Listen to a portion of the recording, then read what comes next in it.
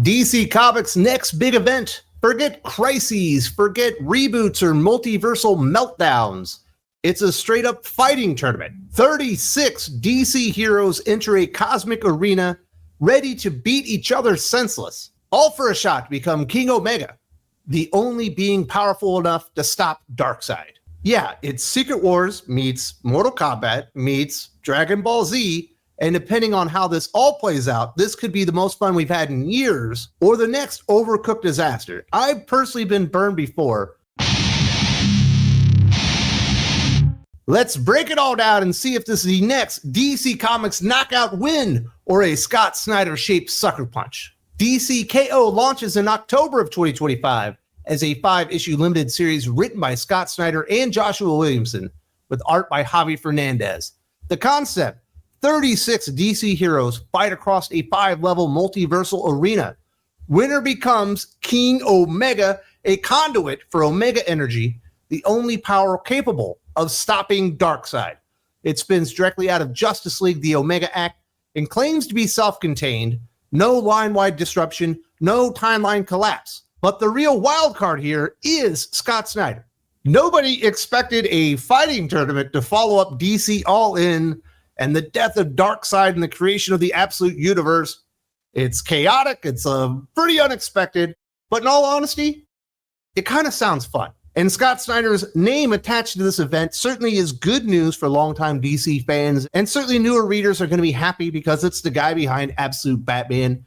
And for better or worse, the dude is absolutely synonymous with going big at DC Comics. The tournament format is ripe for fun, opening the doors for all kinds of wild matchups that is far less crisis and far more battle royale. And it doesn't seem like it's derailing a lot of other series either. And that alone, just to me, is an enormous step up for DC Comics doing events in 2025. And while Scott Snyder is certainly an enormous selling point of DC KO, his events tend to start very, very strong and kind of devolve into nonsense over time. Dark Knight's Death Metal was an enormous cautionary tale on how to overcook your concept. A lot of the ideas that Snyder comes up with, while they're cool, they become like a labyrinth with him. They have to become dark energy, end of the multiverse, source wall material for everything that he wants to execute. And when you read ideas like King Omega and Omega Energy, it does kind of scream Magic Punch feel. Hopefully he'll just say that and allow the story to move on and be fun. But if this ends up becoming Dark Knight's Metal 3 Lore Boogaloo, we already know how that ends. Okay, so that's the setup. But how does the tournament actually work? Let's talk about the rules, the stakes, and the matchups everyone's already arguing about. It's simple: 5 levels, 1 arena, 36 heroes. Each round gets more brutal.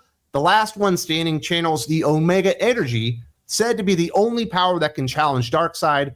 That structure alone already makes this cleaner than most DC events in the last decade, but beneath that simplicity is where things usually go sideways. The structured arc around a tournament setting should mean, for really clean pacing and obvious stakes set up right from the very beginning, we're not going to have to sit there and be wondering the entire time, which Earth are we on again? Which multiverse? Is this the dark multiverse? Some ideas that have definitely bogged DC events down over the last few years. And it definitely opens the doors to some dream matchups we've all thought about over the years with the hero versus hero fights that we don't always see out there. When I start thinking about Batman versus Flash or Superman versus Green Lantern, I say yes, please. And it should definitely set up some fun fan debates online or in your local comic book shop. You know, talk about power scaling and all that kind of fun stuff. Who would beat who? Fans are already arguing about this online, and we haven't even seen the tournament brackets yet.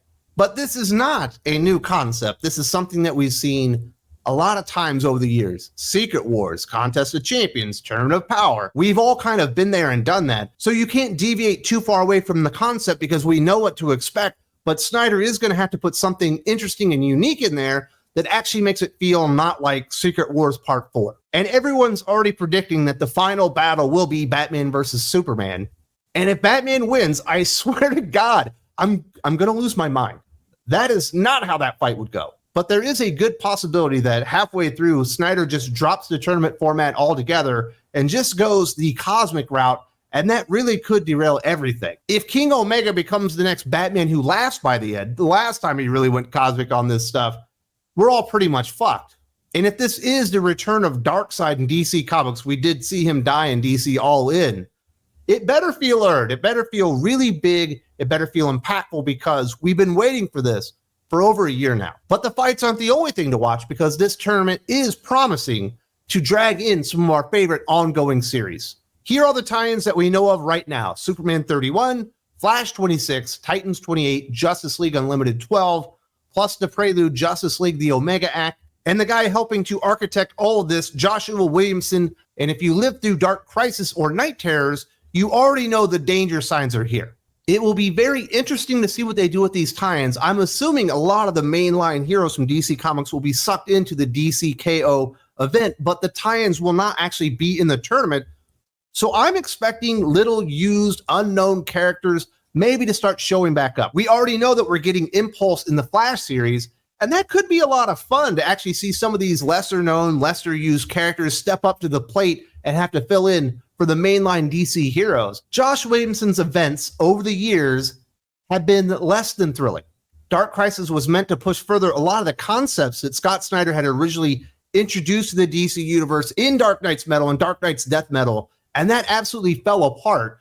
And the less said about Night Terrors, the better. He basically stopped the entire DC Comics publishing line for an event that was one of the biggest stinkers of the last decade. And there is the possibility that these tie-ins are just going to repeat the same story beats and show the fights that we've seen in DCKO from different angles, or expand them out. And if that's what they're going to be, then I say, why bother? And perhaps the biggest red flag as far as tie-ins and characters, from everything that I've seen, the Absolute Universe heroes are completely absent at this point. Why wouldn't your best-selling characters and series tie into your big-ass summer flagship event for DC Comics? But while the tie-ins might bring in chaos from the outside, the emotional center of this event is going to live with one man. Snyder says this is his first Superman-centric event, and he promises the emotional core is Clark's struggle. Can he save the multiverse without sacrificing the principles that make him Superman? Sounds great on paper, but Snyder's track record with Clark Kent, let's just say it's complicated.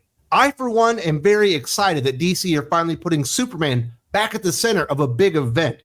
It feels like for years they put him on the sideline in favor of Batman, and it's about damn time Superman was front and center. And it doesn't hurt that Josh Williamson is going to be a co-creator, co-architect of this event, because what he's been doing with Superman for the last year and a half, 2 years, has actually been really, really exciting. And hopefully he's helping Scott Snyder behind the scenes on what to do with the Man of Steel. And a real moral dilemma for Superman in a fighting tournament does really raise the stakes. Can he win without losing himself, without killing, without giving up what it means to be Superman? That's the real drama being promised in DCKO. But Scott Snyder's Superman has certainly never been iconic. Serviceable is the nicest way that I would put it. Probably the best thing he ever did with Superman wasn't even a Superman story, it was Justice League. We really need to feel what Superman is going through, not be told how he feels through caption boxes or by the words of Batman and Wonder Woman. But as Superman becomes the next cosmic avatar, it's over. I don't want Omega mode Superman, I just want Superman. So we've got dream matchups, a clear, clean structure for the story, Superman at the heart of it, feels like a win all the way around. But what's the gut telling me? I want this to work. I need this to work. A short, self-contained tournament arc with killer fights and a moral core, that's the dream. But my gut says Snyder's going to overcomplicate everything again. These kind of events work best when they stay in their lane, when the fights matter, when the losses sting. No new gods or anything cosmic introduced in this event. DCKO needs to feel different than a Secret Wars or Mortal Kombat knockoff, but it can't be so cosmically different that you can't even understand what's going on in the story. If Scott Snyder tries to launch the Darkseid Who Laughs or something stupid like that, I'm going to hit eject. DC's Absolute Universe must show up in the story, at least Absolute Batman and Absolute Wonder Woman. Otherwise, this feels like an enormous waste of time. I'm excited, but I'm being very cautious. If this turns into Dark Knight's Death Metal 2, The Return, I'm absolutely going to lose my mind. DCKO could be the best kind of stupid. Messy, punchy fun that doesn't overstay its welcome. But it could implode underneath lore, tie-ins, and another cosmic truth that nobody asked for. Comment on who you think will win it all, And you better not say Batman unless you have a damn good reason, because it would make no sense whatsoever. Plot armor is not a goddamn power set. And if you want to see how Scott's last cosmic epic fell apart big time, check out my Dark Knight's Death Metal postmortem button right here, a link in the video description. Smash like if you're in for the chaos. Subscribe if you're waiting for the disaster. Either way, I'll be ringside. And as always, keep thinking critical.